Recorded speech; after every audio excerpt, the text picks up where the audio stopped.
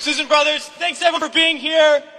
We're from the organization March Forward, and we're here to say to all those serving in the Army and the Marines and the Air Force and the Navy that you have the absolute right to refuse to take part in these criminal wars, and that's a right that all of you should exercise. You have no reason to go put your life on the line and kill and die for profit. We've been to Iraq, we've been to Afghanistan, and we know what these wars are really about. And we joined the military for many reasons. Because we need a college education, because we need a job, because we need health care. And then we joined the military, and they tell us that our enemies are poor people in caves in Afghanistan, or poor people in the deserts of Iraq. But we've been to those countries, and we know that our enemies are not other poor people abroad. Our enemies are the people that laid us off from our jobs, that denied us health care, that make it impossible to get an education. Our enemies are not in the poorest countries on the planet, but right here in the richest one. Now these wars, the occupations of Iraq and Afghanistan alone, are costing over $700 million every single day. This is a crime.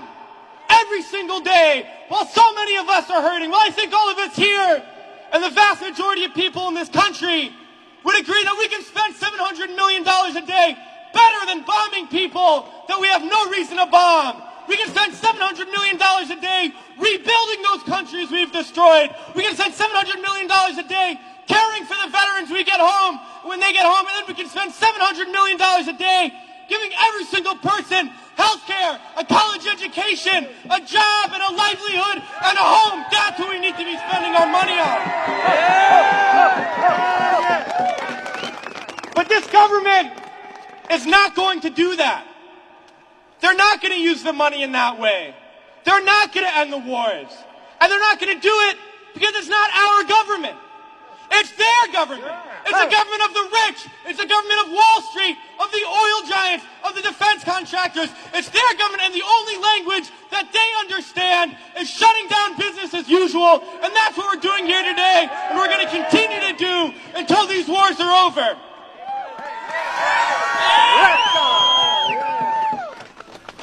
Well, it's crystal clear now that these wars are going to continue and expand and go into other countries. That is the trend. That is what we know, that there is perpetual war, and it's only going to stop if the people stand up and stop it. And that's what we're going to do, sisters and brothers.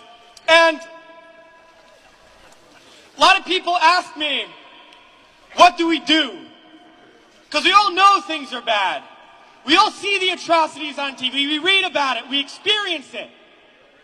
People always ask, what do I do? Because we always want to know what to do. Do we vote? Do we support a politician? Do we join an organization? What do we do? Well, I'll tell you what we do. It's simple. We fight. We fight and we fight and we fight, and we shut down our workplaces. We shut down our schools. We shut down the streets. We shut down business as usual, and we fight until we force the people in there to do what the people out here want. Because that's how we're going to get around, and we're going to fight until there's not one more bomb drop, not one more bullet fired, not one more soldier coming home in a wheelchair, not one more family slaughtered, not one more day of U.S. imperialism. So let's fight to make that happen. We can do it today, and in the days ahead, we have to fight to end these wars and create a better world, sisters and brothers. So join us in that fight. Thanks.